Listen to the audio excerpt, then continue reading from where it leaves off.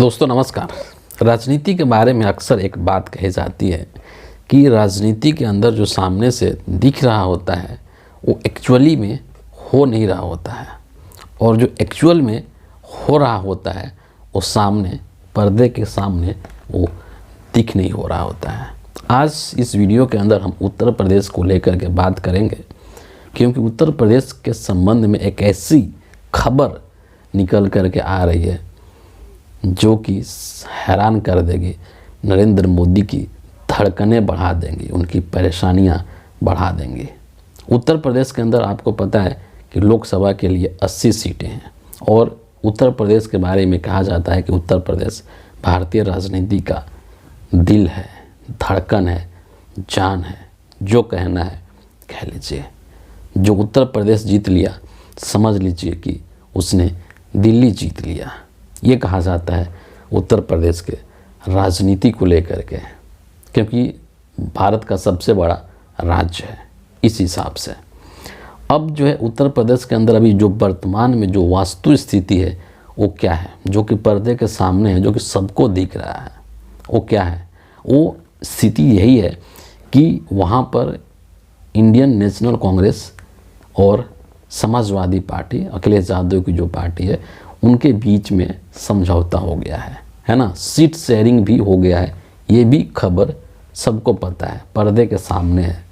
17 और 63 के अनुपात में 17 सीटें कांग्रेस को दी गई है और 63 जो सीट्स हैं वो समाजवादी पार्टी को दी गई है। चंद्रशेखर जो रावण हैं वो भी इस गठबंधन के हिस्सा हैं, और भी कुछ जो लोग हैं जैसे स्वामी प्रसाद मौर्य हैं, उनका कहना है कि हम हर कीमत पर इस इंडिया अलायंस के साथ रहेंगे, इनके साथ हम बिना शर्त इनको सहयोग करेंगे। और भी अगर चुनाव के नज़दीक आने के साथ साथ कुछ पार्टियां जो आ सकती हैं। पहला सीन ये, दूसरा सीन ये है कि कुछ जो लोग हैं जैसे जयंत चौधरी हैं, है ना, जो कि पहले समाजवादी पार्टी के साथ थे, वो अब समाजवादी पार्टी और इंडिया अलायंस को छोड़ करके और मोदी जी के साथ जा कर के खड़े हो चुके हैं। यही स्थिति है उत्तर प्रदेश के अंदर। लेकिन एक बहुत ही बड़ा, एक बहुत ही बिग प्लेयर है उत्तर प्रदेश के राजनीति में, जो कि इस वक्त एकदम साइलेंट है। वो कहीं नहीं दिख रहा है, ना सड़क पर दिख रहा है, नहीं कहीं पब्लिक रैली में दिख रहा है। वो नाम है मायावती जी, बहुजन समाज पार्टी की हेड, सुप्रीम मायावती जी बिल्कुल खामोश हैं। पिछले कुछ समय से ये चीज़ कयास लगाई जा रही थी कि मायावती जी जो हैं वो इंडिया अलायंस में आएंगी, लेकिन जब मायावती जी ने ये घोषणा कर दिया कि जो बीएसपी है, जो बहुजन समाज पार्टी है, वो किसी भी पार्टी के साथ अलायंस नहीं करेगी, अकेले चुनाव लड़ेगी। और इसके पीछे उन्होंने तर्क दिया था कि जब दूसरे पार्टियों के साथ मिल करके हम अलायंस करते हैं, चुनाव लड़ते हैं, तो उससे बीएसपी को नुकसान होता है, जो कि हकीकत नहीं है, ये फैक्ट नहीं है, गलत फैक्ट है। लेकिन मायावती जी ने ऐसा कहा था। ये चीज़ें पब्लिक डोमेन में है, हर किसी को पता है। लेकिन अब जो एक खबर निकल करके आ रही है वो बहुत ही आश्चर्यजनक है, खास करके सत्ता पक्ष के लिए, मोदी जी के लिए, अमित शाह जी के लिए ये एक तरीके से उनको सदमा देने वाला है। ऐसा कहा जा रहा है, कुछ जो बहुत ही गोपनीय अंदर की खबर रखते हैं, उनका ऐसा दावा है, उनका ऐसा कहना है कि मायावती जी जो है वो ऐन मौके पर इंडिया अलायंस के अंदर आएंगी। और इतना ही नहीं, यहाँ तक ये दावा किया जा रहा है कि इंडिया अलायंस के तरफ से, सोनिया गांधी जी की तरफ से मायावती जी को इंडिया अलायंस का पीएम कैंडिडेट घोषित किया जाएगा। इंतज़ार किस चीज़ का है? क्यों नहीं पत्ते खुल रहे हैं इस चीज़ के? इंतज़ार है चुनाव आयोग के नोटिफिकेशन का। अगले मतलब 10 दिनों के अंदर मान लीजिए, मैक्सिमम 10 डेज, है ना, चुनाव आयोग का नोटिफिकेशन आ जाएगा। और नोटिफिकेशन आने के साथ ही आचार संहिता भी लागू हो जाएगा। और ऐसा कहा जा रहा है, इस बात की प्रबल संभावना जताई जा रही है कि जैसे ही चुनाव आयोग का अधिसूचना जारी होगा, जैसे ही आचार संहिता लगेगा, वैसे ही इंडिया अलायंस की तरफ से, कांग्रेस पार्टी की तरफ से, सोनिया गांधी जी की तरफ से मायावती जी को इंडिया अलायंस का पीएम कैंडिडेट घोषित कर दिया जाएगा और इसी के साथ जो है मायावती जी वो इंडिया अलायंस के एक पार्टनर बन जाएगी। अब इसके पीछे कुछ तर्क भी दिए जा रहे हैं, है ना। तर्क ये दिए जा रहे हैं कि बेशक से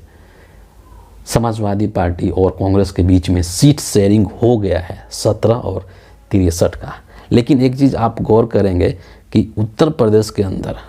न तो कांग्रेस पार्टी और न ही समाजवादी पार्टी अपने पूरे कैंडिडेट्स का लिस्ट नहीं निकाल रहे हैं कि किसी सीट से कौन कौन लड़ेगा। इसकी पूरी लिस्ट जो है किसी ने नहीं निकाला है, ना तो समाजवादी पार्टी ने और न ही कांग्रेस ने। इसलिए नहीं लिस्ट निकाला जा रहा है क्योंकि जब ये घोषणा हो जाएगा तो जाहिर सी बात है कि मायावती जी को भी सीटें देनी पड़ेंगी। पिछली बार जब लोकसभा चुनाव हुआ था उसमें 10 उनके एमपी जीत करके आए थे, तो उनको भी जो कुछ सीटें हैं वो देनी पड़ सकती क्या है, देनी ही पड़ेगी, तकरीबन 20-25 या जो भी है। और बाकी के जो राज्य हैं, कुछ राज्य ऐसे हैं जहाँ पर मायावती जी चाहती हैं कि वहाँ पर भी मुझे सीटें दी जाए हमारे पार्टी को। इन सभी चीज़ों को लेकर के अंदर तहखाने में, है ना, पर्दे के पीछे चर्चा चल रही है। बहुत पहले से इस चीज़ का कयास लगाया जा रहा है कि अपने लेवल पे सोनिया गांधी, राहुल गांधी, मल्लिकार्जुन खड़गे वो बात कर रहे हैं और अब जो चीज़ें निकल कर के आ रही है कि अब अखिलेश यादव का भी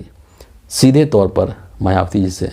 बातचीत चल रहा है। एक और चीज़ मैं आपके ध्यान में लाना चाहूँगा कि पिछले जब से ये सब चुनाव का चल रहा है, मायावती जी लगातार कई सारे ट्वीट्स वो करती रहती हैं और उन ट्वीट्स को अगर आप ध्यान से पढ़ेंगे, है ना, उसको आप जा करके उनके ट्विटर हैंडल पर आप देखेंगे तो एक चीज़ बहुत क्लियर कट आपको वहाँ पर एक चीज़ आप ध्यान दे पाएंगे अगर, तो आपको समझ में आएगा कि मायावती जी जो है वो नरेंद्र मोदी को लेकर के भी एग्रेसिव हैं, उनके ऊपर भी हमले करती हैं, अखिलेश यादव के ऊपर भी हमले करती हैं, लेकिन कांग्रेस को लेकर के कभी उन्होंने कुछ नहीं बोला। आप उनके ट्वीट्स को जब आप पढ़ेंगे तो इस कंक्लूजन पर आप पहुंचेंगे जो मैं भी आपसे बता रहा हूं कि कांग्रेस के ऊपर उन्होंने कभी कोई हमला नहीं किया, कभी कोई इनके ऊपर इस तरह के तीखे हमले नहीं किए, कुछ वार नहीं किया, कुछ व्यंग नहीं किया है। उसके पीछे रीज़न यही है कि भीतर ही भीतर, अंदर ही अंदर सोनिया गांधी और राहुल गांधी और मल्लिकार्जुन खड़गे जी वो लगातार मायावती जी को कन्विंस कर रहे हैं, लगातार उनसे इनकी वार्ता चल रही है, पर्दे के पीछे चल रही है और पब्लिक डोमेन में अभी तक नहीं आई है। और इसीलिए कहा जा रहा है कि अब वो जो चीज़ है, वो जो वार्ता है वो अब अंतिम स्टेज में है ना, वो अब आखिरी स्तर पर है और सब कुछ मतलब फिक्स हो चुका है एक तरीके से, बस उसका एक औपचारिक ऐलान करना है, एक ऑफिशियल उसका एक अनाउंसमेंट करना है। और यकीन मानिए कि अगर ऐसा हो जाता है, क्योंकि सूत्र जो है वो भले कितने भी विश्वस्त हों, है ना, कितनी भी वो गोपनीय जानकारी रखते हों, लेकिन वो 100% उसकी गारंटी नहीं है, ये भी सच्चाई है। इसलिए कह रहा हूँ कि अगर ऐसा हो जाता है तो उत्तर प्रदेश की राजनीति में भूचाल आ जाएगा। जो 80 की सीटें हैं ना, 80 उत्तर प्रदेश के अंदर, नरेंद्र मोदी को 20, 30, 40 सीटें लाने भी इनके लिए बहुत भारी पड़ जाएंगे, क्योंकि मायावती जी भले उस रूप में एक्टिव नहीं है जैसे विपक्ष के तमाम नेता एक्टिव हैं, चाहे राहुल गांधी को देख लीजिए, तेजस्वी को देख लीजिए, अखिलेश यादव को देख लीजिए, अरविंद केजरीवाल को देख लीजिए, है ना। ये लोग जिस तरीके से एक्टिव हैं उस तरीके से मायावती जी एक्टिव नहीं है, लेकिन उनके पास एक वोट बैंक है जो कि उनके साथ पूरे तरीके से जुड़ा हुआ रहता है। उत्तर प्रदेश के अंदर दलित जो वोट बैंक है, और देश में जो वर्तमान में जिस तरीके के माहौल है ना, इनका पार्टी का नाम ही है बीएसपी, बहुजन समाज पार्टी, है ना, बहुजनों की पार्टी है, दलितों की पार्टी है, जो कि समाज के अंदर हाशिए पर ढकेल दिए गए हैं। और अभी पिछले 10 सालों के अंदर उनके साथ किस तरीके के अन्याय हो रहा है मोदी जी के राज्य में, ये किसी से छुपा हुआ नहीं है। किस तरीके से मोदी जी के राज में संविधान के ऊपर खतरा है, वही संविधान जिसको कि बाबा साहब अम्बेडकर ने लिखा था, जिससे कि इस देश का पूरा शासन व्यवस्था संचालित होता है, आज उसी संविधान के ऊपर खतरा है। तो जब उत्तर प्रदेश के अंदर, जब देश के अंदर दलितों की इतनी दयनीय स्थिति है ना, उनके साथ सामाजिक स्तर पर अन्याय किया जा रहा है, जब देश का संविधान खतरे में है और मायावती जी अक्सर सामाजिक न्याय और संविधान की बात करती है, दलितों, शोषितों, पिछड़ों की बात करती है, इनके उत्थान की बात करती हैं, तो जब ये इंडिया अलायंस के लोग इस विचारधारा से जुड़े हुए हैं तो मायावती जी कैसे इसे अलग रख सकती हैं, और कैसे मायावती जी उस ताकत के साथ जाकर के खड़ा हो सकती है जो कि दलितों के ऊपर अन्याय कर रहा है, जो कि संविधान को ख़त्म करने की बात करता है, जो कि लोकतंत्र को ख़त्म करने की बात करता है, कैसे खड़ी हो सकती हैं। और अगर खड़ी होती हैं तो देश के जो लोग हैं, जो दलित समाज है, जो संविधान और लोकतंत्र को मानने वाले जो लोग हैं, वो मायावती जी को कभी माफ़ नहीं करेंगे।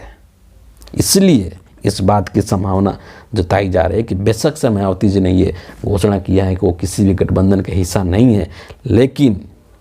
अगले 10 दिनों के अंदर अंदर जब चुनाव का नोटिफिकेशन जारी हो जाएगा तो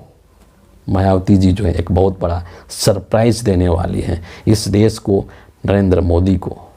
और इस चीज़ की घोषणा कर सकती हैं कि वो जो है इंडिया अलायंस की हिस्सा हो चुकी हैं। ऑफिशियल अनाउंसमेंट इस चीज़ का हो जाएगा और ये जो है ये चीज़ इंडिया अलायंस के ताकत को दोगुना कर देगा, क्योंकि पूरे उत्तर प्रदेश के अंदर आप देख लीजिए कि बचेगा ही क्या फिर, है ना। इधर अखिलेश, इधर मायावती, इधर कांग्रेस, तमाम लोग, छोटे छोटे जो पार्टियां और हैं, जैसे अभी मैंने जिक्र किया स्वामी प्रसाद मौर्य की, जो कि आज ही उन्होंने घोषणा किया है कि हमारी पार्टी जो है वो इंडिया अलायंस के साथ रहेगी। नरेंद्र मोदी के लिए उत्तर प्रदेश में बहुत मुश्किलें होने वाली है और जो 80 सीटें हैं उसमें से 25, 30, 40, 45 सीटों का नुकसान नरेंद्र मोदी को हो सकता है। तो जो लोग, अंत में मैं यही कहूँगा 2 लाइन, कि जो भी लोग इस देश के अंदर संविधान को मानते हैं, जो लोकतंत्र को मानते हैं, जो ये देख रहे हैं कि देश के अंदर किस तरीके से दलितों के ऊपर अत्याचार हो रहा है, आदिवासियों के ऊपर पेशाब कर दिया जाता है, दलितों को बारात निकालने नहीं दिया जाता है घोड़े पर चढ़ करके, जो लोग भी इन चीज़ों को देख रहे हैं उन सभी के लिए वो पल एक बहुत ही अद्भुत पल होगा जब मायावती जी ये घोषणा करेंगी कि वो इंडिया अलायंस की हिस्सा बनने जा रही हैं। इंतज़ार कीजिए उस दिन का। अगले 10 दिन के अंदर अंदर ये पूरा पिक्चर जो है, जो पूरा तस्वीर है, वो साफ हो जाएगा। तो फिलहाल इस वीडियो के लिए इतना ही है। आप सभी का बहुत बहुत धन्यवाद।